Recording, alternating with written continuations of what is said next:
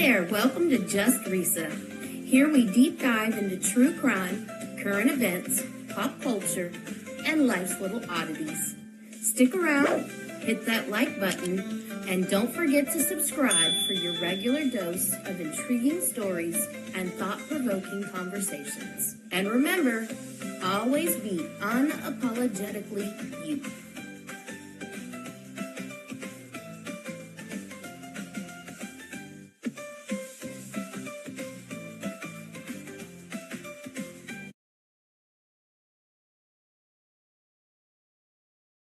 Really don't know what's going on. I was told my chat wasn't even working. So I am just kind of resetting and we will try this again. I'm going to put the video back up that we were looking at and we will see if this is working better. Let me see. I don't know what is going on today. What, son? I'm watching something silly.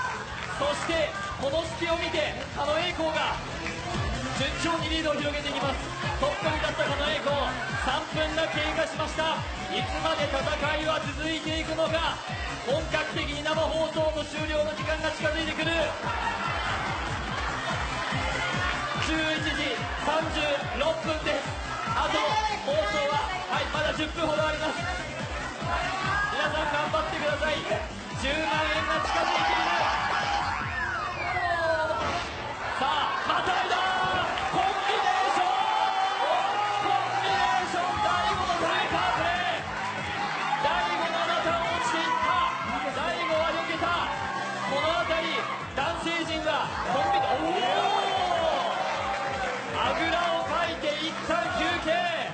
大悟の素晴らしい技がありました。股抜きした後、一旦上級手を入れた小宮が落ちていった。そして大光も落ちていった。現在トップを走るのは大悟、そして小峠が追いかける。田中が現在仰向けになって体勢を入れ替えている。狩野英孝も下から追いかけていく。さあ大悟と小峠が並んだぞ。 I wonder who's going to win. Let's see. This is one of those things you think you know, and you think you know, and you think you know, and then you're like, whoa! We shall see. ゆっくりとゆっくりと2人で行っている。並んでいる。一緒に上がっている。一緒に上がって何が待っている。肩を組む。いや、ここでトップで争う。頂上で争う。小峠と大悟。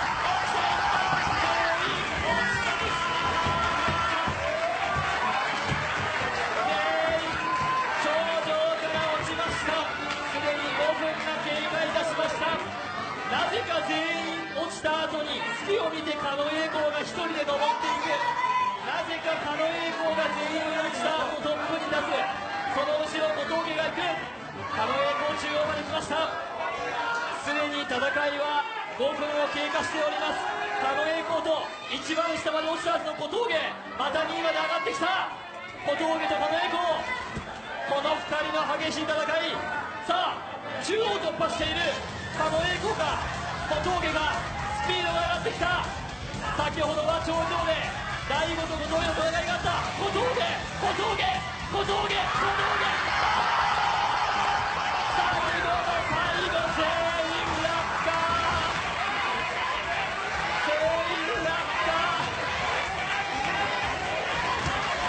これが生放送です。6分が経過しております。小峠がやはり速い。小峠ローション慣れしてきている。ぬるぬる慣れしている。上がるのが非常に速いが狩野英孝を通していった。ここで大悟がトップに立った。なかなか上がれていなかった。斉藤も上がってきた。さあ上がってきたぞ。また大悟は休憩を挟んでいる。休憩を出て斉藤も落ちていった。中央突破の小峠を追いかける。小峠膝から落ちていった。体力も消耗してくる。間もなく7分に差し掛かるこの激しいぬるぬるの戦い。現在トップは黄色の大悟36歳。高校時代まで野球をやっていた。その足腰で強靭に登っていく。男性陣の芸人芸能人の皆さん、本当に時間がまずくなってきたそうです。本当に放送時間がまずくなっていたそうです。頑張ってください。大悟か狩野か、大悟か狩野か。I just think this is so funny because you're like, who's gonna win? And then they all fall back down.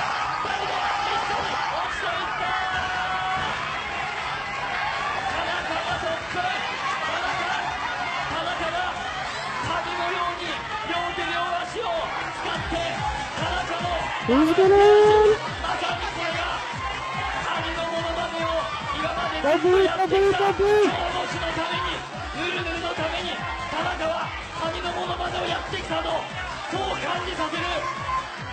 神田中がいて、神田中がゆっくりと手足を伸ばし頂上にたどりついてない。たどり着かなかった。戦いは8分を経過しております。残り6分取って。放送時間がまずいです。皆さん本当に放送時間がまずいです。頑張ってくださいとしか言えませんが、本当に頑張ってください。緑の狩野英孝がリードを奪う。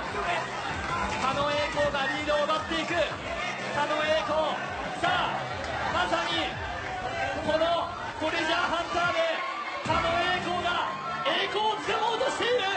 10万円をつかもうとしている緑の狩野英孝。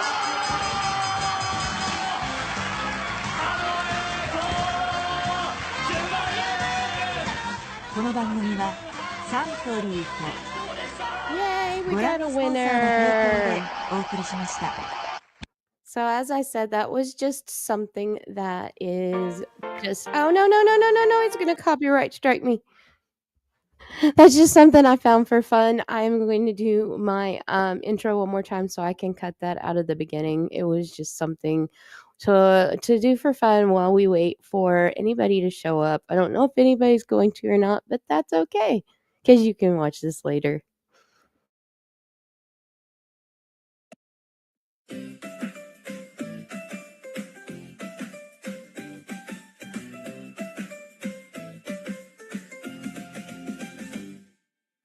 Hey there, welcome to Just Risa. Here we deep dive into true crime, current events, pop culture, and life's little oddities. Stick around, hit that like button, and don't forget to subscribe for your regular dose of intriguing stories and thought-provoking conversations. And remember, always be unapologetically you.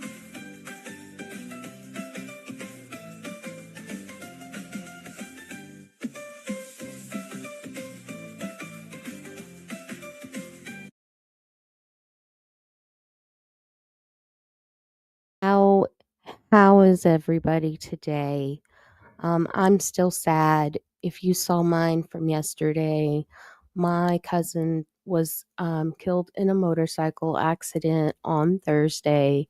So our family is just shattered. My live yesterday got copyright struck because I played some songs, just things that helped me heal. I knew it was going to. So I've got to go cut them out and I can repost that. And you can hear a little bit about me and a little bit about what is going on in my life right now. But what I want to highlight today is a trial I have followed for a very long time. This has been 5 or 6 years of following this case. I have read books, I've watched all of the documentaries, I watched different people. I'm going to show you some different YouTubers that you can follow if you're interested in this case. I do know we have an international audience, so not everybody has heard of this particular case, and that is the Lori Vallow Daybell and Chad Daybell case. It is extremely sad to follow. What happened is just I don't know. There's no words to describe.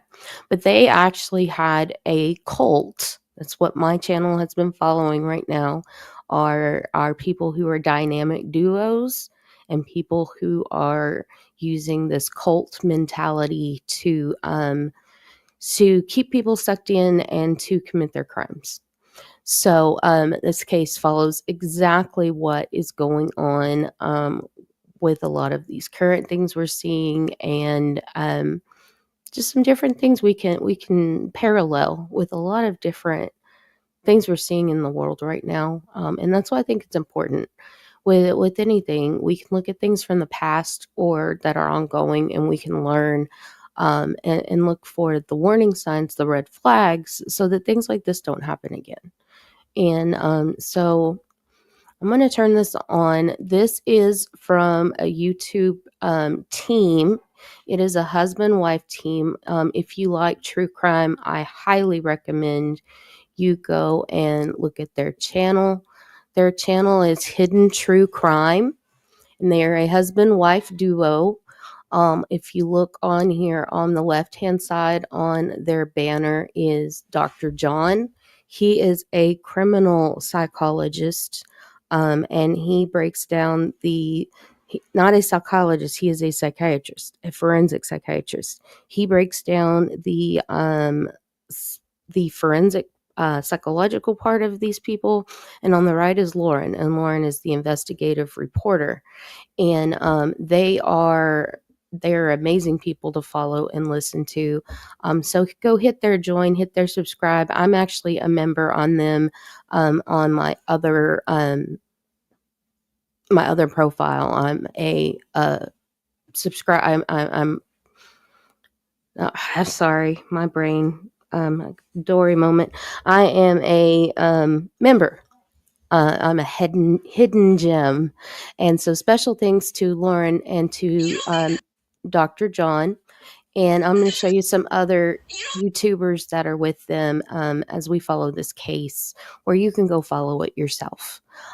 So we're going to just start this, and it's kind of long. It's an hour and 43 minutes. I will stop and talk a little bit off and on. I don't know if we'll finish the whole thing today or not.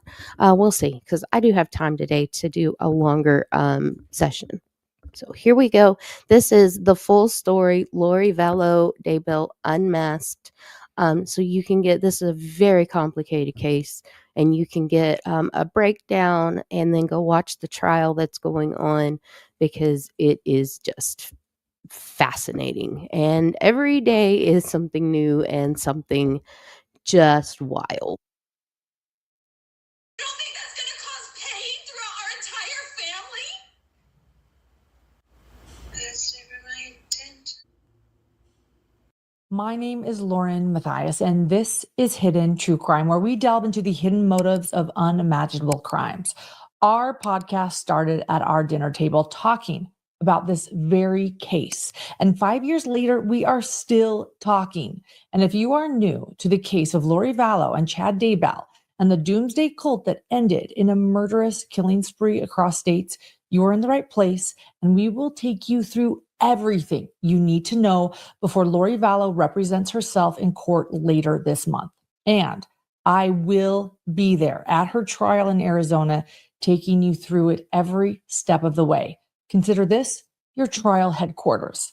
At the time of this recording, it's March 2025, and Lori Vallow Daybell is in Arizona waiting and preparing for her next murder trial. And yes, her next murder trial. You heard that right. You see, Lori has already been convicted of 3 other murders. The 2019 murders of her 2 young children in Idaho, 16-year-old Tylee Ryan and 7-year-old JJ Vallow, as well as a murder of 49-year-old Tammy Daybell. Tammy Daybell was the wife of Chad Daybell for nearly 30 years when she was discovered by her son Garth inside Chad and Tammy Daybell's Idaho home. According to the medical examiner at trial, Tammy died by asphyxiation. 2 weeks after Tammy's death, Chad became Lori's 5th husband after they got married in Hawaii on November 5th, 2019. So I know that's a whole lot to follow in just a short amount of time. If you've not heard this case, yes, they did unalive Lori's children and Chad's wife. Lori has already been convicted with life in prison in Idaho for these crimes.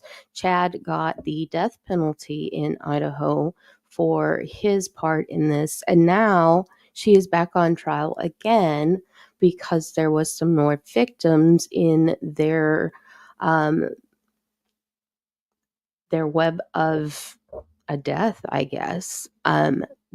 And that is her husband before she met Chad, Charles Vallow, and an attempted unaliving of her nephew, Brandon Boudreaux. And that is what she is on trial for right now in Arizona.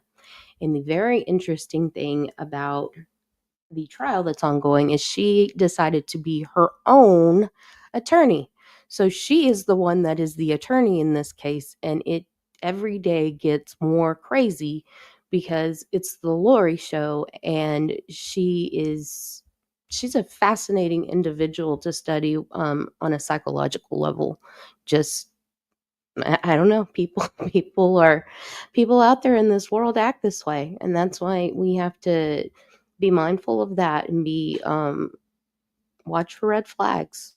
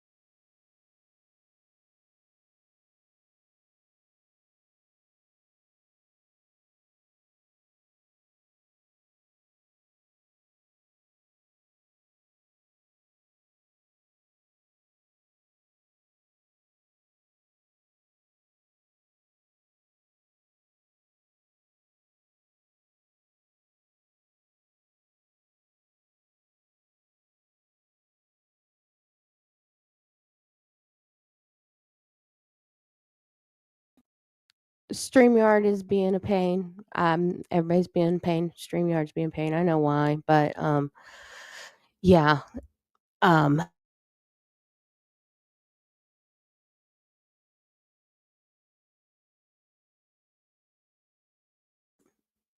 Let me share my screen again. Here, let's try this again. To death. And if these 3 murders, Lori's 2 children and Chad's wife Tammy, aren't horrendous enough, they are not the only deaths that lie in the couple's wake. Lori has been charged with killing her 4th husband, Charles Vallow, in Arizona in 2019. That killing happened just weeks before the 3 murders in Idaho, and Charles's murder was really the beginning of what police call this murderous spree. It started in Arizona with Charles, followed by a move to Idaho where the other murders occurred. And then, of course, there's Brandon Boudreaux, Lori's ex-nephew-in-law. He is the one who got away. He survived a drive-by shooting outside his Gilbert, Arizona home in late 2019. His Tesla window shattered by a bullet that missed his head by inches. So I know. So these are the 2 trials right now that are ongoing. They've already had the trial for Tammy, Tylee, and JJ, and they got justice for them. And now it is the trial for Charles and for Brandon, but they are 2 separate trials. Right now, it is just Charles that they are at trial for. So this is a lot of death and a lot of destruction between Chad Daybell and Lori Daybell. And we are going to go back to the very beginning and break this all down. But before I begin, I do just want to explain that both Lori and Chad belonged to the Church of Jesus Christ of Latter-day Saints at the time of these murders. And it's also known as the Mormon or the LDS Church. And you are going to hear the varied nicknames of the church throughout this episode. Chad and Lori were committed to their religion. They were born into LDS families. They grew up going to church. They married fellow members. They raised their children in the faith, and they were very much active participants in their individual congregations before meeting. But there was a lot happening before Lori and Chad even met. So let's go back to the beginning, and we will start with Chad Guy Daybell. Chad was born in August 1968. He is the oldest child of Jack and Sheila Daybell. He was raised in the small town of Springville, Utah. And while a conservative community and a religious family, Jack and Sheila gave their children actually a lot of freedom to run around the neighborhood, and they were never too sure where all 5 of their children were at any given time. Chad grew up enjoying sports and music, and Jack and Sheila taught their children to work hard, putting an emphasis on schooling, at least for their sons.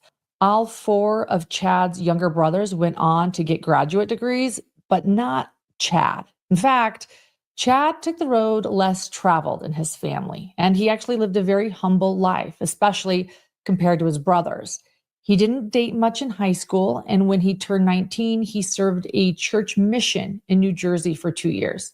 He then came back to Utah, where he graduated college from the private church-owned Brigham Young University. As Chad was preparing to fill out an application for a master's degree program, Chad heard a voice tell him that he would not need additional schooling to complete his life's mission, and he threw the application in the recycling bin. That was that. And hey, at least Chad recycled. That's about as likable as he's going to get throughout this entire story.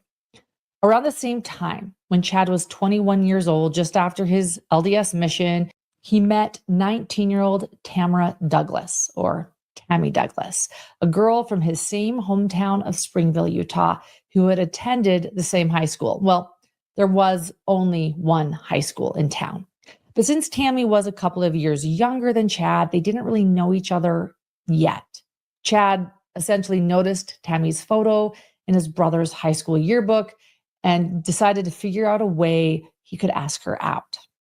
Once he pulled that off, they were engaged quickly afterwards and married quickly after that. It was fast, which was a common occurrence among those in the LDS faith back in 1990. And once they were married, they quickly started a family.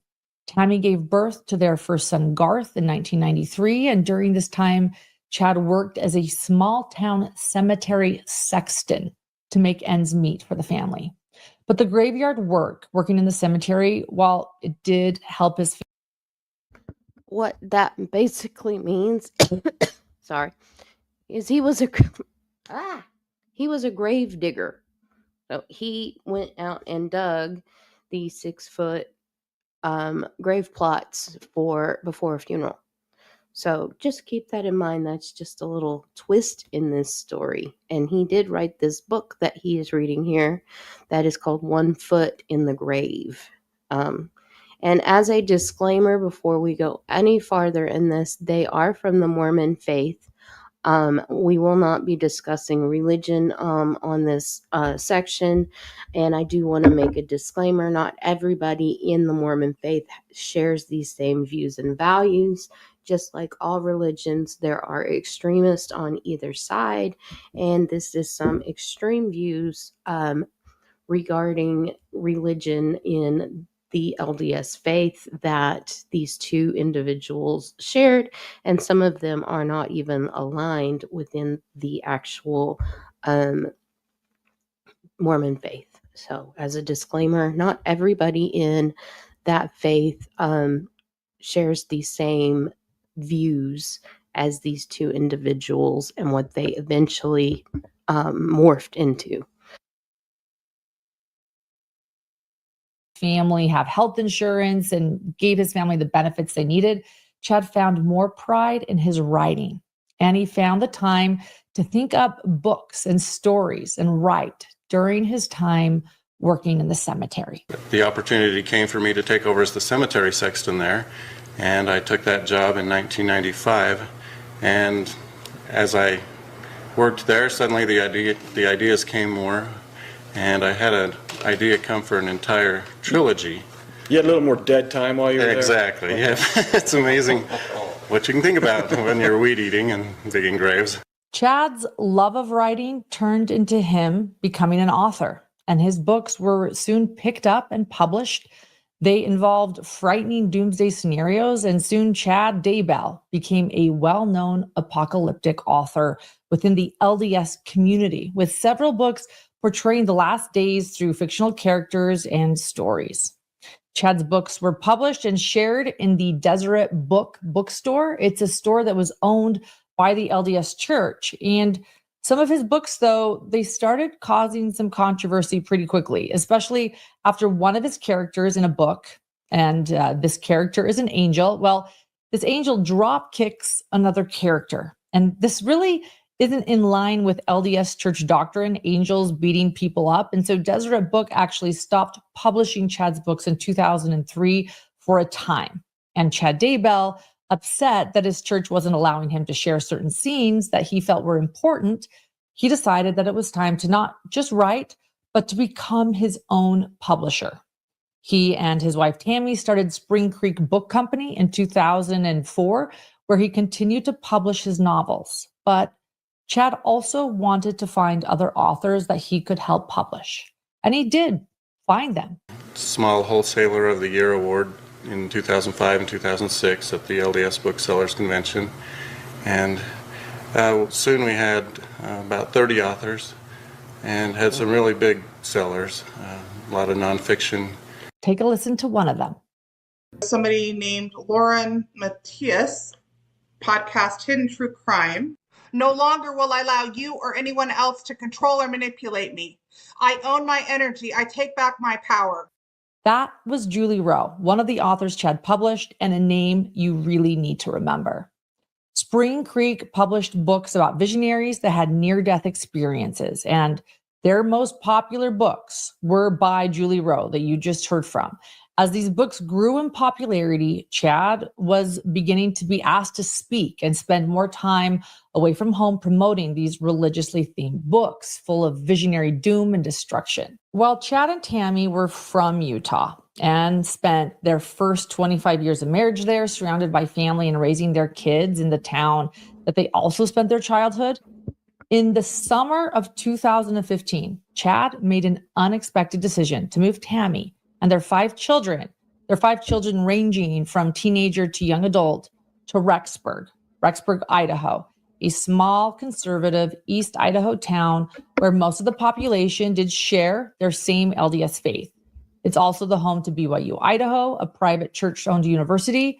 And in Chad's autobiography, Chad explains that Tammy was not happy about him making the family move. But what Chad told Tammy was that he had a vision and that this is what God wanted. And Tammy wasn't visionary, he was. And she just needed to have faith and listen to him.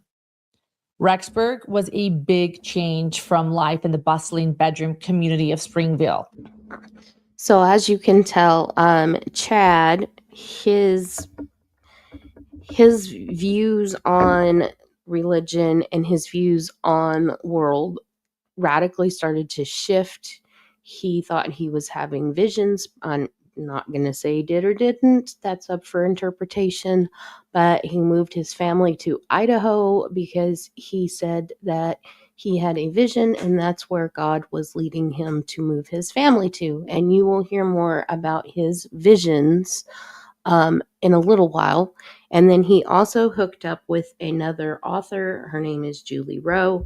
And they do eventually start going to conferences and teaching people at these LDS conferences on their theology, which does get a little bit controversial. And it was also 4 hours away from Tammy's family. But Chad's speaking circuit and visionary books were well received in their new community of Rexburg. And now a little bit about Lori Vallow Daybell. Lori was born Lori Noreen Cox. She was the fourth of 6 children born to her parents, Barry and Janice Cox. Her older sister, Lauralee, had died as an infant, and Lori was born shortly after her parents' loss and was named after her deceased older sister. Lori's upbringing was a bit different than Chad's. Lori was a California girl. She had been a cheerleader in high school, was popular, blonde, beautiful, and well-liked.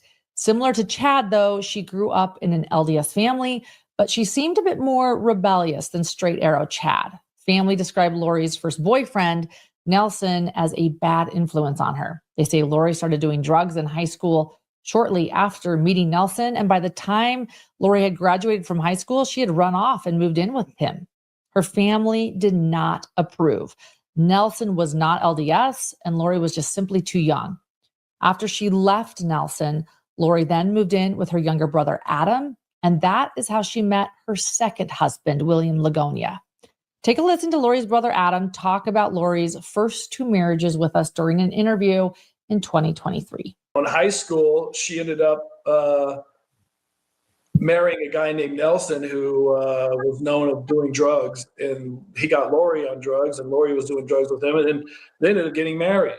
And my parents are like, "You're not marrying him." She goes, "Too bad, I already did," and then put a restraining order on my parents.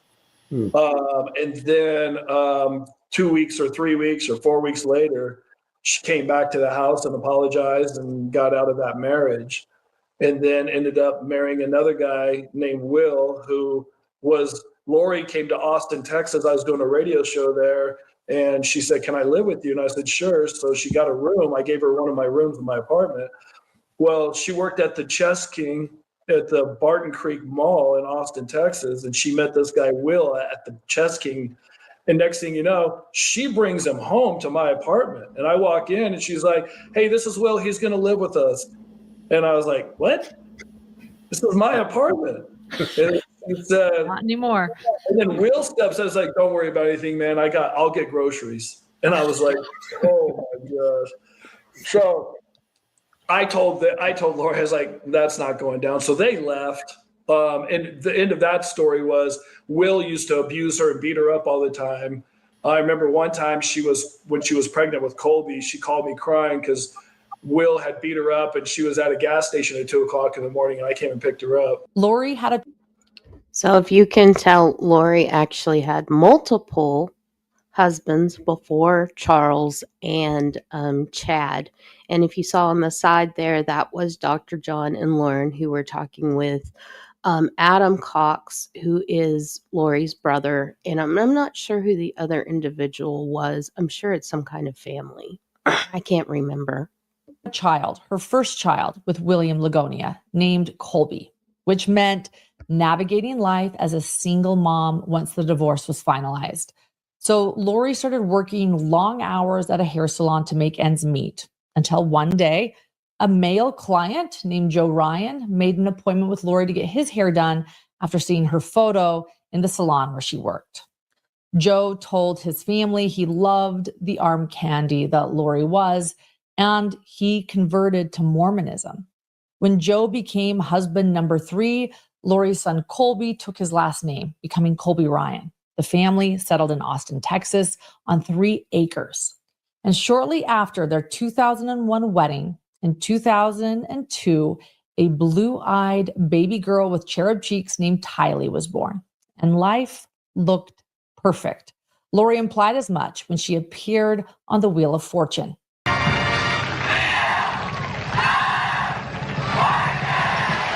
Ladies and gentlemen, Pat Sajak and Vanna White.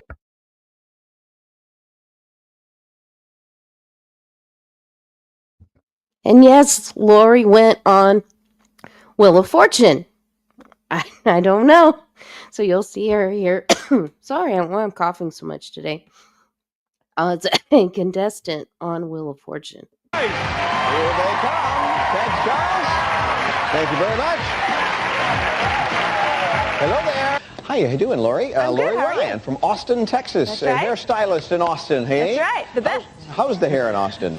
It's good. Good. Austin's a happening place. Probably thanks to you. Pretty much.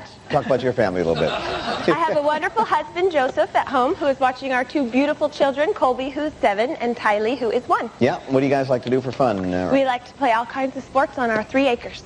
Okay, sounds like you have a nice life there. We do. Congratulations. Thank Nice to have you with us. But the marriage between Joe and Lori was beginning to crumble.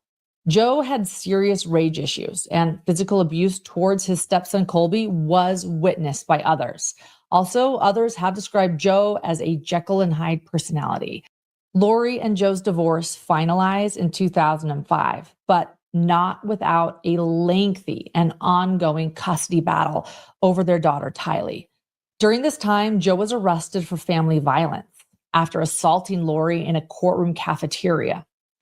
And Lori's brother Alex was arrested and charged for attacking Joe with a taser.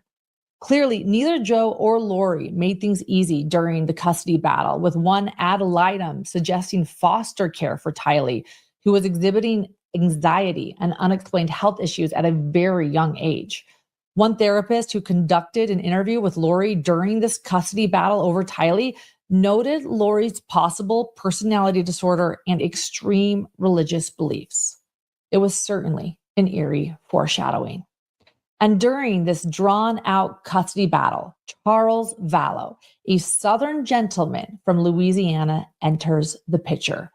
Charles was a successful businessman, and since he had had 2 failed marriages. So Lori met Joe. She married Joe. Her and her son Colby. He actually took Joe's last name as Ryan, and then they had Tylee. Their marriage fell apart. Joe was abusive towards the family. She later would make other claims that may or may not have been true. And she met Charles and moved on in life with her love life and her marriages to Charles Vallow. Marriages himself, Lori's 3 failed marriages weren't a major red flag for Charles.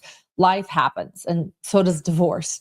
Charles was a family man and also religious, and he became Lori's 4th husband in 2006, a year after her divorce to Joe was finalized. And while Lori's previous 3 marriages had all led to divorce fairly quickly, her marriage to Charles was different. It seemed lasting. Finally, both Charles and Lori brought 2 children into their relationship, and Lori was able to stay home and work fewer hours. And together, Lori and Charles decided to adopt their youngest and 5th child together, a special needs baby that was born to Charles's nephew. This baby boy was named JJ.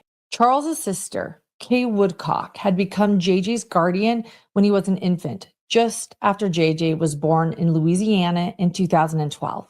He was born May 25th, 2012, to my son and his girlfriend. He was born 10 weeks premature. At 30 weeks, he was 2 pounds, 9 ounces at birth.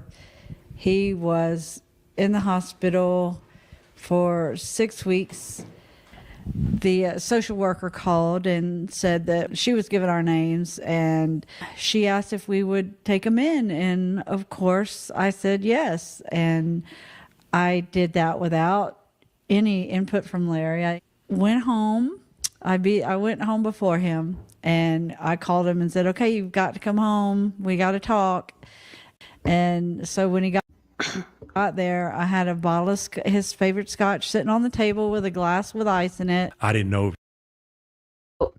This is Kay and Larry Woodcock. Kay is Charles's sister, and this is her grandson, who's named JJ, that was born into this world and was born without a family because his mother and father did not and were not able to care for him, and they needed somebody to take care of JJ.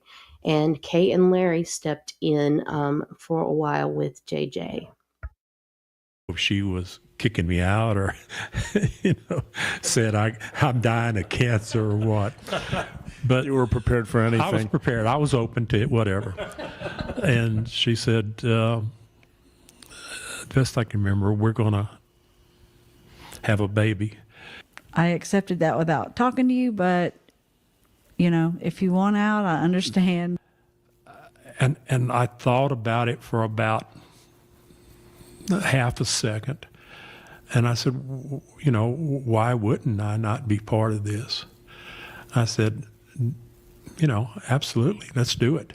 Charles approached Kay and Larry Woodcock about adopting JJ. And because Kay and Larry wanted to give JJ brothers and sisters and parents with more energy than they had at this point in their lives, they made the difficult decision to give JJ up for adoption, as long as Kay and Larry could continue to be a major part of their grandson's life. They wanted him to have a family where they believed he would be nurtured and taken care of with Lori and Charles Vallow. And JJ did just that. He quickly grew into a rambunctious, loving little boy whose older 4 siblings doted on him and adored him. Charles took great care to make sure JJ, who had autism, had the best schools and early intervention, as well as a therapy dog named Bailey. Lori and Charles moved from Texas to Arizona and even Hawaii at one point. Charles made sure it was always someplace warm for his wife, as Lori disliked the cold. And he always made sure it was a place with a good school for JJ. In early 2017, the blended family finally settled back in Arizona in the Phoenix area. Lori was committed to her religion, and Charles converted to Mormonism and attended church with her. So as you can tell, they were just a normal family, and they had adopted JJ, and he did have autism, but they made it work. They got him the best of the best with his autism, and life was just happy and great for a while, and they moved to Arizona. Their 2.5 years living in Hawaii, as well as their time in Arizona, Lori served as the primary president in their church congregation. In other words, Lori was leader over all of the children at church. And according to those who worked with Lori in the primary, the children adored her. Julie Brooks was in the primary presidency with Lori. She was great with the kids, and she was fun and energetic, and she was, at the time, super interactive, and we liked her. But beyond teaching the children in church simple lessons about how God loves them and teaching them how to sing, it seemed to some friends and family that Lori's religious beliefs actually started to go beyond the LDS Church's mainstream doctrine and started to become a bit more extreme. I actually really liked Lori. She was a very likable person. I think at the time when I met her, she was just starting to read Chad's books. And I do know that Charles was talking to people about him saying she's changing, like she's obsessed with the second coming. And obviously, I don't think people realize the degree that that was happening. Lori, like Chad, enjoyed reading books about near-death experiences and books encouraging its readers to seek out their own personal visions of Christ. The authors that Lori read included Julie Rowe, that author I mentioned earlier whose books Chad published, as well as books written by a man named Denver Snuffer. Lori also listened and paid attention to the teachings of Mike Stroud. He was a man who had taught high school seminary to Mormon youth for decades, but in his retired years, Mike preached personal visions of Christ. How do we come up while in this life, in the flesh, see God face to face? Traveling in portals. After I'd learned to converse with the Lord through the veil, I said, "Have I been traveling at night?" He said, "Yes." Evil spirits possessing bodies. A while ago that was concerned about somebody he knew that was dealing with some dark spirits. And becoming one of the 144,000 spoken of in the book of Revelation. Thor and Chad and Jason, there are people in this room that have full membership in the Church of the Firstborn. This group and others like this have been prepared for these very things. There are translated beings among us on the earth. They look like us. Each of these individuals, by the way, that I just mentioned, Julie Rowe, Denver Snuffer, and Mike Stroud, they have all been excommunicated from the LDS Church for teachings against LDS doctrine. And it wasn't, though, just casual reading and podcast listening. Lori's beliefs in these self-proclaimed visionaries was becoming more intense. And she was attempting to convert those close to her with the same teachings. The Lord is gathering his people. He is calling people to the 144,000. They're already being called. They're already being sent on their missions. They're already going full circle. The time is now. He is coming. He is preparing us. And we promised we would do it.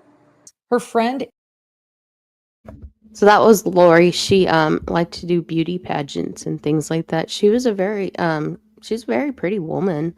I can see why people would be attracted to her. I'm going to stop for just a minute, just have a little bit of a commercial break. Please stick with me for just 2 minutes of your time. I am sponsoring.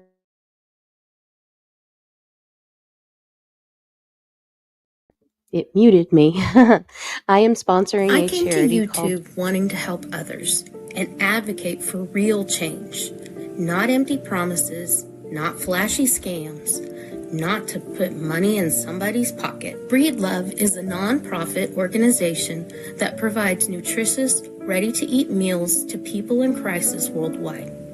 Whether it's fighting daily food insecurity or responding to major disasters, their meals go to where they're needed the most.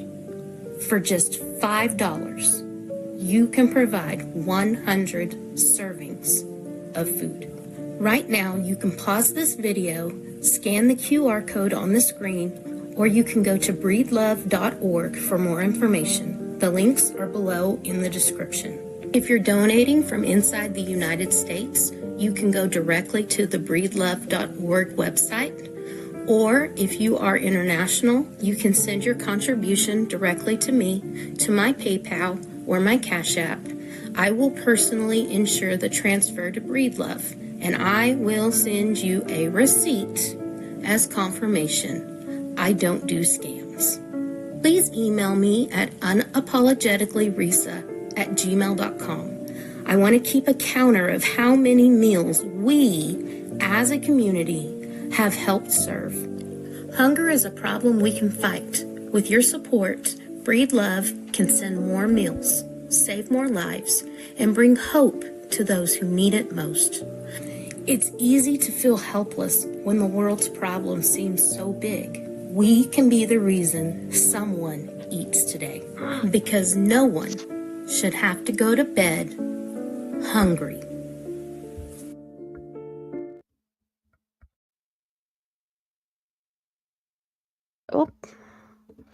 One of the things that I'm wanting to highlight in my channel is how we can actually help the world and actually donate to people in need, and it go to them and it make a difference. I'm so tired of seeing the scams that some of these other creators are doing just to line their pockets and with little to no actual proof what you are donating is going to where they say it's going to, or just made up stories. I do plan on investigating more. I'm investigating some of these things and possibly highlighting some of them in the future. I want to show that it's possible to do it for real. So that's why I'm sponsoring Breed Love. It is a real place. It is not very far from where I live in my region, in my area. And I plan on doing a tour so I can show you the actual facility.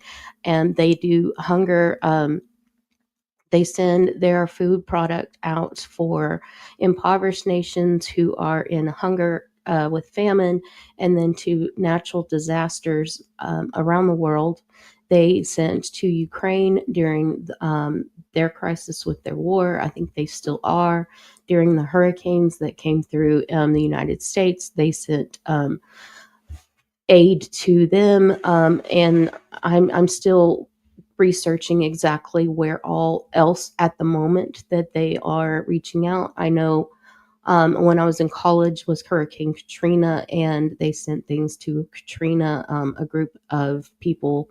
I was just out of college. I was right at the end of my college, so I couldn't go.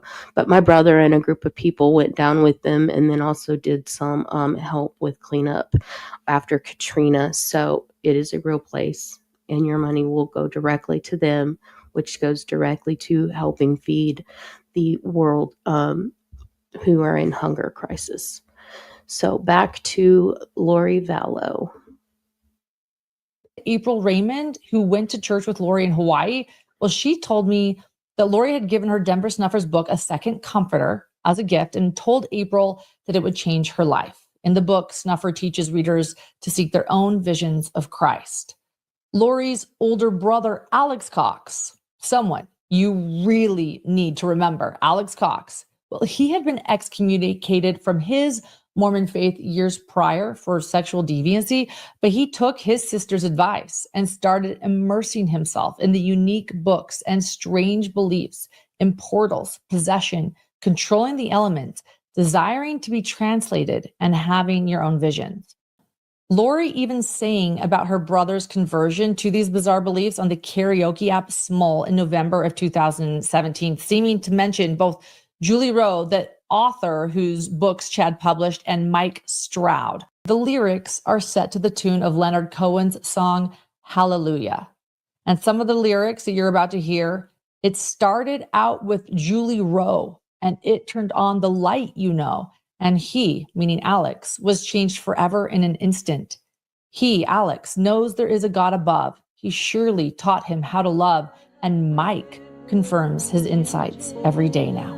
Take a listen. It started out with Julie Rowe, and it turned on the light, you know, and he was changed forever in an instant. Hallelujah.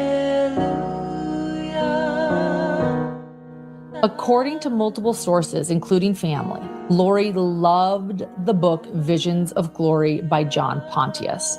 Pontius passed away from cancer shortly after his book's publication, and he remained a member of the LDS Church at death, but his book has been controversial within the LDS Church and its circles. The book revolves around a man named Spencer and Spencer's multiple near-death experiences and visions. Well, Pontius interviewed Spencer for his book and declared Spencer's visions as truth.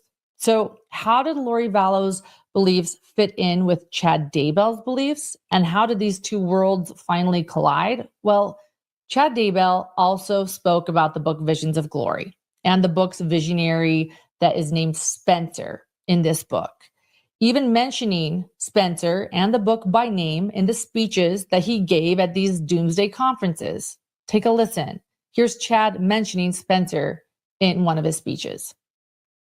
I believe the 10 tribes have great gifts that we don't understand. In Spencer's book, Visions of Glory, he talks about how they can just mold rock. They can take a tree and tell it to be a chair or something like that, and the tree will obey.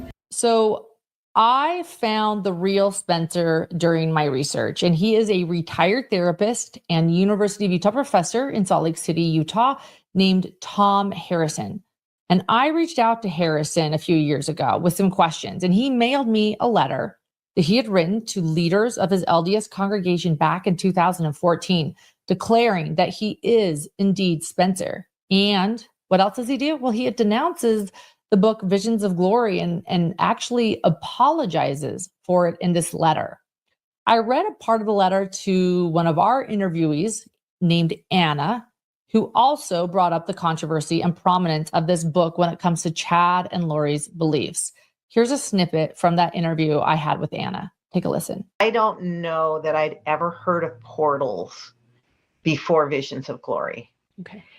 And, Mike Stroud started talking about portals. Chad's talked about portals. But, I think it's really influenced people. This book has a hold on a lot of people, including Chad and Lori. And again, I see a lot of, you mentioned portals, and I see a lot of possession in this book. Tom sent me something that he wrote in 2014, apologizing for the book.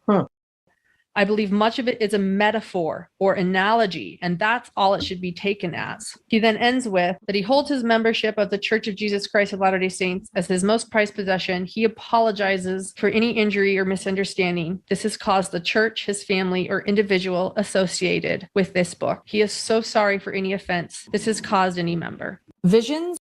So as I said, these are some extreme beliefs, and this author apparently was not pushing his book after he wrote it because he realized how extreme some of it was being interpreted by other people.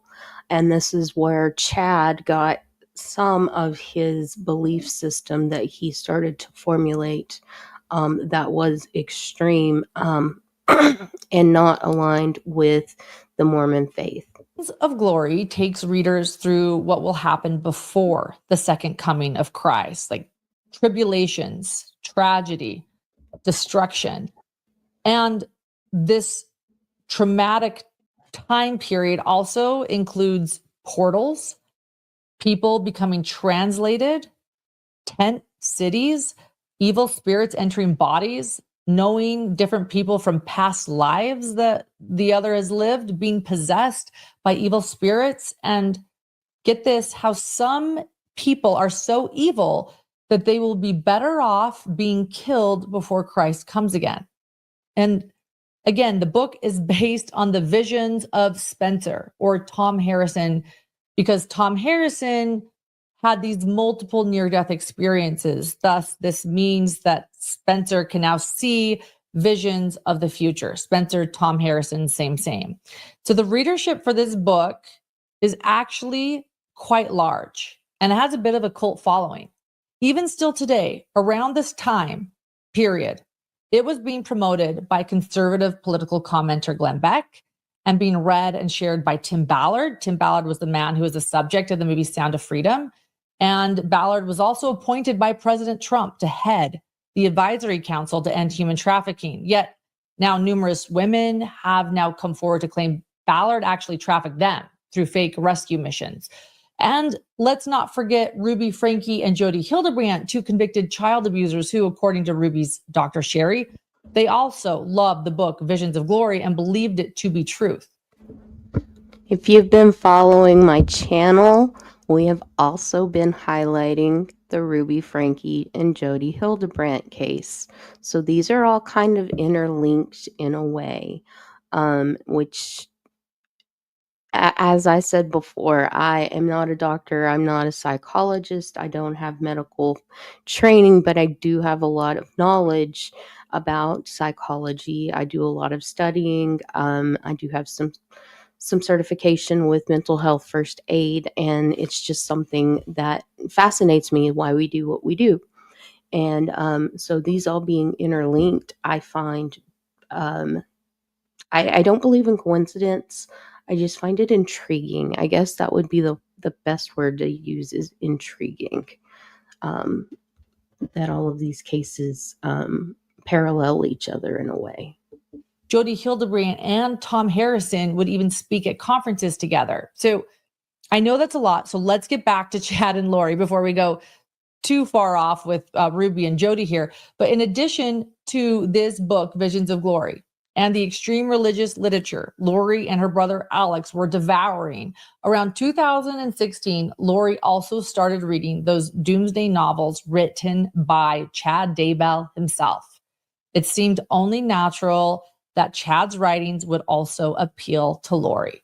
And Chad had recently added to his book collection with an autobiography that he wrote in 2017. Well, and in that book, Chad shared that he too had not one, but two near-death experiences resulting from cliff jumping into a lake at 17 and another from a rogue ocean wave in California.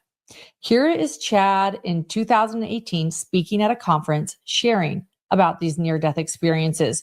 Now, this is exclusively shared on Hidden True Crime's YouTube channel after a source came forward with the speech, the very speech that he gave the day that he met Lori Vallow in St. George, Utah.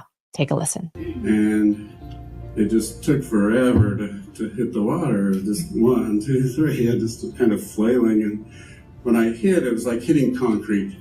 And it just felt like I broke my neck, honestly. That was my first indication. But what really happened is my body went deeper than my spirit. And so I was like 3/4 out of my body. It's like I came out through my head. And I looked around, and it was like a plane of white light. My body and spirit went back together. I later learned it wasn't the best fit. For 30 years, I was kind of off. So according to Chad Daybell, these deathly moments underwater gave Chad an earthly gift. They caused Chad's celestial veil to rip open, and he can now see into the heavens and receive visions of things to come, just like Spencer in Visions of Glory. So Eric Smith, that's a friend of Chad's from Rexburg, Idaho. And you can see his interview, by the way, too. You can head to our YouTube channel or our podcast to hear Eric Smith's interview. Well, Eric said that Chad could indeed see beyond the veil. Chad is gifted. There is no denying it, okay? And anybody who says otherwise is probably not being truthful with themselves. How is he gifted? He could see and discern things on the other side of the veil. He could see energies. And visions Chad started claiming, so much so that Chad was continually being asked to speak at these conferences. And he was being asked to participate on a prepper website called Avow, or Another Voice of Warning.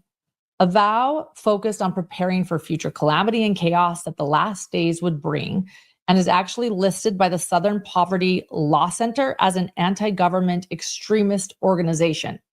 It was started by a man named Roger K. Young, who sold it to his friend Christopher Perrett in East Idaho. Well, both Young and Perrett would share personal visions and conspiracy theories on the website, which included how members of Avow would help members of the LDS Church survive against invaders of other countries in the American West. Perrett wrote on the Avow website, quote, "However, it is our belief that very shortly the world and society as we know it will drastically and suddenly change. The time is shortly coming, which has been prophesied and seen in visions and dreams since the world began." End quote. Roger K. Young, Perrett, and Chad Daybell also are all listed as co-authors on a book together titled Dreams, Visions, and Testimonies of the Last Days, Volume 3. Perrett offered Chad Daybell a platform to share his visions on Avow. Chad's visions included the establishing of a New Jerusalem in the last days. Chad Daybell contacted me off of a prepper site. Avow is also the place where he met Julie Rowe, a woman who also claimed to have near-death experiences. In February of 2014, Chad Daybell contacted me off of a prepper site. I was typing about my dreams and visions. At that point, had just barely started to tell people that I actually had a near-death experience. And that was when Chad Daybell started publishing Julie Rose books. I've had 6 near-death experiences and lots of out-of-bodies. I came to this planet with the ability to see, hear, feel, and understand the other side of the veil. Several spiritual gifts that I'm not going to get into all of those right now. Everything from being able to see spirits on the other side of the veil or hear them, whether they are of the light or the dark or anything in between. And many of Chad's visions written on a vow or shared in his speeches included stories leading up to a rumored call out happening just before the apocalypse. Yes, a call out, which means, according to those on a vow, that the most righteous members of the LDS faith who have diligently prepared for the second coming of Jesus Christ would be called to the mountains to set up what Chad referred to as white camps, meaning white tents that would. So this turned into a doomsday prepper kind of situation, where they thought the end of the world was coming, and all of these different time things that were happening. The world's going to end, and then it didn't.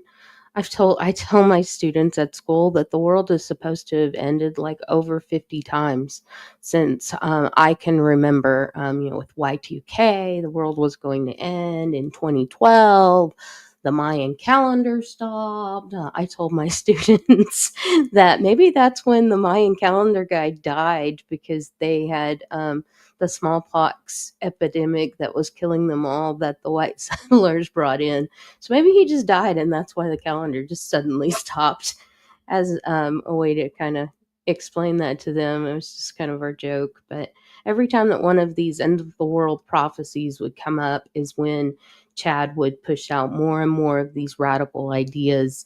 And they did use some of the LDS faith to tie into what they were pushing out to people and these extremist beliefs, but they were not necessarily based on the theology of the church and anything to do with it. And they were considered outsiders because the church was starting to separate from this group before all of these crimes started to happen. This is kind of a long video. It's got an hour and 45 minutes. We're 36 minutes in. I think I'm going to go to about 50 minutes of this video, which will be halfway. I don't have time in my life to sit and have a 5 or 6 hour or 12 hour live. I just think that's a little insane. Some of these people have that much time to sit there and do that all day long. So I like to try to keep mine to an hour, hour and a half tops, but we'll just see how far this goes. I'm thinking this is going to have to be a part 1 and part 2, just because I have a life outside of YouTube. This is not my job. This is just something I'm doing for fun because I love true crime and I want to share some of my passions with some of my friends I've made. So back to what was going on. I know this is a lot. This is a lot of information in a short amount of time. That's how intricate and how just crazy this case is. It's got a lot to it, a lot of layers. Would house the righteous, a refuge that would provide supplies to righteous families when the tribulations began. And while the LDS Church does not teach about any call out in official church meetings, I have delved into where this belief originated because it is a big belief. And my research takes me to Avow's founder, Roger K. Young. And I have read Roger K. Young's book, Dreams, Visions, and Testimonies, Volume 1, where he cites scripture and past LDS church leaders to back up his claims of this alleged call out for the most righteous of LDS preppers. But I will say that his sightings of old ideas and out of context teachings from leaders past and present make it pretty clear to me that the call out begins with Roger K. Young, his books, and the teaching of this so-called call out. It becomes the origin of a vow. Here are two interviews, a once a Vow member, Anna, and Suzanne Freeman, a once friend of Chad Daybell, discussing this call out. Were you a member of a Vow too? Short time. I was on there and it's just pettiness. One person posted, I can't wait for the call out. And I'm rolling my eyes. I'm like, are you serious? You really think the call out's going to be that great? Living in a tent, hardly having any running water, people fighting over their food storage. I just didn't. That is interesting. So someone said they couldn't wait, almost as if they were prepared and felt special. Maybe I think that's what it was. I think they felt they were more special because they were more prepared, that their eyes were open. They're open to spirituality and they're open to being prepared. And so when the call out happens, they're going to listen to the prophet. It's some private belief that they had, but they didn't share it with, their bishop and their, Relief Society president and people in their ward. That was something that was like, I can get online and I can talk to all my buddies on PTC or on a vow, and I can share what I really believe and my dreams and my visions, but I'm not gonna share this with people in my ward. Chad would sell his books through a vow. Chad would promote Christopher in a vow and give a vow credibility. And so Christopher, he's got 10,000 people who are on a vow, and he's making, 40, 50 a year. This is quite lucrative for both of them, right? Mm-hmm. Right. And then it's lucrative for Julie because, she's promoted on a vow, she's promoted by Chad, and she promotes Chad, and she promotes a vow. Chad has some of his own spiritual gifts. He is also visionary. I don't say this in a bragging way, but my gifts are more extensive than his. So Chad's visions that were now being shared weekly, if not daily, on the Avow website, they included end of times, doomsday scenarios, eerily similar to visions of glory, as well as Chad's fictional apocalyptic novels that were being read by Lori. And Chad, he soon began to stop calling his fictional novels fiction. Take a listen to more of the speech that Chad Daybell gave at that Doomsday conference. That speech we received from our source, where Chad explains his books are actually truth. When I wrote it, I'd worked at a publishing company and we'd done a couple of near-death books. And Deseret Book had rejected them and just kind of had some controversy about them. And so I felt inspired that it should be written fictionally and just not tell anybody that it's based on truth and just put it out there. And it sold really well. And so we did a couple of follow-ups. The Great Gathering starts right as there's an earthquake in Utah, in Salt Lake Valley, and you follow some of the families go to the camp, some of them don't, and you see the outcome of that. Chad also started telling his own family that his fictional books were real, and our interview with Anna explains when that happened. Chad and Tammy had moved up to Idaho by this time. So they moved up there, I think, in the summer of 2015. Julie Rowe came up to Rexburg. And I think they rented the Rexburg Tabernacle for her to speak. And literally the place was filled. And I don't know how many people it holds, but it was like packed. I've heard about 2,000 at least. Yeah. With this particular event you're referring to, I've heard others talk about it. Right. And as a matter of fact, I had two friends who were on a vow, but I also knew them from my ward, who went up there to hear her speak. And they said they waited in line to meet her. She was kind of a celebrity. So her books were really popular. So what happened was Garth was saying, oh my gosh, he said, I learned so much this weekend. He said, Julie came and stayed with us. And I learned that my dad, all his books that he wrote this whole time growing up, I thought they were all just stories, just fiction. And he said, this weekend, I learned that they were all true, that everything in those books were from dreams and visions that he has had. And I never knew that. And he was so sincere. I didn't at all doubt that he had grown up thinking that, and but he found out this weekend. And then he said his dad went through this whole timeline of what was going to happen, right? Like the headquarters of the church was going to be moved up to Rexburg, and there was going to be all these devastations and earthquakes, and Utah was going to be just devastated. And he was just like going through the whole timeline. And this timeline is in Chad's books. It was just fascinating to me. And then he said something that was really interesting. He said, I said, so Julie's books have been really popular, right? And so, yeah, he said, my dad has made so much money. He said, we never have been able to go out to eat as a family. And my dad said, hey, we're going to go out to eat. We're going to go to whatever restaurant you want to go to. You can order whatever you want. And we're like, are you sure? And he's like, yeah. He says, we've got money now, So this was very, very popular. And it really, I think took Chad from really a struggling publisher, author, to somebody who was kind of hit the big time, right?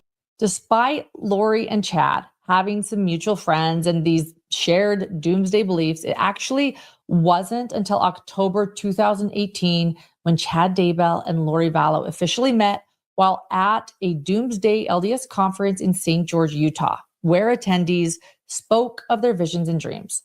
The group back then was called Preparing a People, but since Chad's arrest, they've decided to rebrand as Latter-day Media. And Chad Daybell was often one of their main speakers. And again, those little snippets you just heard are from Chad's speech at that very event where he met Lori Vallow. I do believe President Trump, it was a miracle that he became president. Otherwise, we would probably be headed right into these tribulations by this point. But I do believe the timeline can shift. The Lord allows that to happen. Each one of you has a special mission, and you need to pray and find out. And I know that the Lord will tell you. We really don't understand how wonderful it's going to be and the difference we're going to make in people's lives. So you will be a part of that. Trying to save money on business travel? You should definitely use Navan. Navan's YouTube ads, yay! By giving us full control over all things business travel. We set our... Chad later told Lori he was watching Lori during his speech and that he believed she was the only one listening intently to his every word. And while these conferences are not sponsored by the LDS Church, they do continue as a group of like-minded Mormons preparing for the last days. The group, Preparing a People, again, now it is known as Latter-day Media. It is headed by a married couple named Mike and Nancy James. And they also focus on dreams and visions, just like the Avow website. Mike and Nancy were big believers in Chad, so much so that they, along with others, made the move to Rexburg, Idaho after Chad encouraged them. Preparing a People conference announcement with Chad Daybell, one of our main speakers. We are holding the first Rexburg conference in the Tabernacle up there on Saturday, July the 15th. And our theme is uplifting the downtrodden and healing the brokenhearted, which we all can relate to, right? I'm just very honored to be part of the conference. I've recently released my autobiography entitled Living on the Edge of Heaven, where I tell more about my 2 near-death experiences and how that prompted me to write my novels. So we are really excited to have Chad. Chad's one of my favorite people. In fact, he used to be in Springville, and then we followed him to Rexburg. Yeah. Some conference goers also believed in the unique belief of multiple probations, or a form of reincarnation. Multiple probations means living again and again as different people throughout history. And while the modern LDS Church does not adhere to any belief in multiple lives, Chad Daybell was one of many Preparing a People attendees who preached this belief in multiple probations. In fact, when Chad first met Lori at that event, he was immediately attracted to her. And he told her that. She came over to his booth that day before his big speech, and he was signing books. Well, he had told her after he saw her that they had been married in a past life. Like, that was his pickup line. He looked at her and said, we were married in a past life. And Lori, a petite blonde who Chad said was the most perfect woman he had ever seen, a goddess, seemed to quickly accept this idea of once being his wife in another probation. Chad was James the Less in a past probation, he told her, and Lori Vallow, well, she had been his wife, Elena, and so began their rushed romance. The two went their separate ways after the event. Chad drove north back to Idaho, where he lived with his wife, Tammy Daybell, and their 5 children, and Lori drove south back to her current home in Arizona with Charles Vallow, Colby, Tylee, and JJ. But just 2 days after Lori and Chad met at that conference, Chad emailed Lori about some of his additional beliefs. Because you see, Chad wasn't just a visionary. He explained to Lori that he had the power to discern who was light and who was dark. Or in other words, who was good and who was evil, just like Spencer could in the book Visions of Glory. And in the email, which Chad states is the information that Lori requested, Chad labels each person in Lori's family as either light or dark, or good or bad, evil or righteous. And while So this is what happened with these two, and this is the evidence they got from their trial. And Chad and Lori got together, and he went through her family members of who he thought was light and who he thought was dark.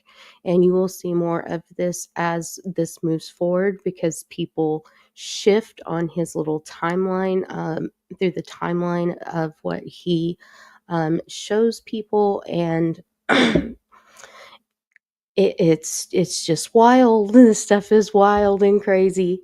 This is halfway through Lauren's video here, so, and I've got to stop. It's been nearly an hour and a half. Like I said, I have life. I have 2 children. I can't sit here all day long. Before I leave, though, I want to show some other things. I will put a link to the link to Lauren, her podcast, or her video is in my description. And here are just a couple more people that I follow that are close to this case, if you want to start following them as well. This is Colby Ryan. This is Lori's older son, who is the only survivor from the family, from her family. And he is doing, he's at her trial right now. He was at her trial in Idaho. He has been very vocal about his experiences. Encourage you to go like and subscribe to Colby. He is doing live sessions where you can go in and chats just like with me. So encourage you to go look at his stuff. It's I feel so bad for Colby. Justice for Charles, justice for Brandon, and then also we've already had justice for Tylee, for JJ, and for Tammy. Also, you can go to East Idaho News. The reporter of this, his name is Nate Eaton. He has been a part of this story since the very beginning. Lori dislikes him so much that she tried to get him thrown out of the courtroom by having him a witness at her current trial, and the judge said no. That's part of the crazy antics that she's doing in this current trial. It's every day is a new thing that you just go, huh?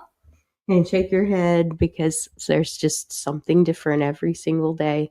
They do not have court on Friday. It is Monday through Thursday, and they are in Arizona on that time zone. So they are 2 hours behind me. If you're on the East Coast, they would be 3 hours behind you.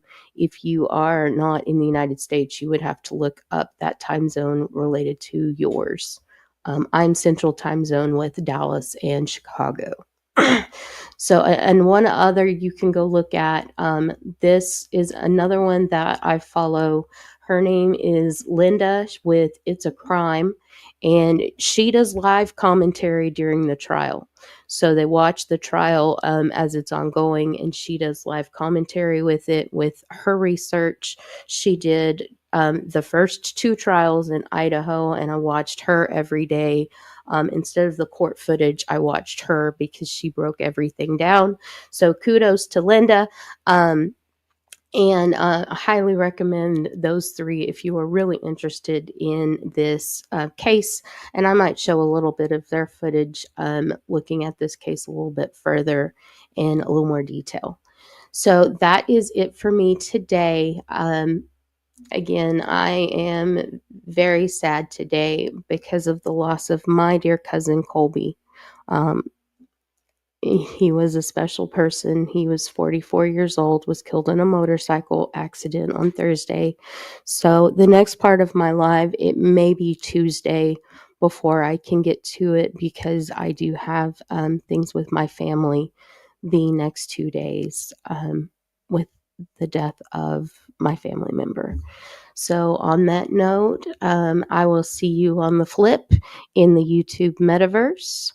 And good morning, good afternoon, good evening, and good night since we have a international audience. I will see you next time. Bye, guys.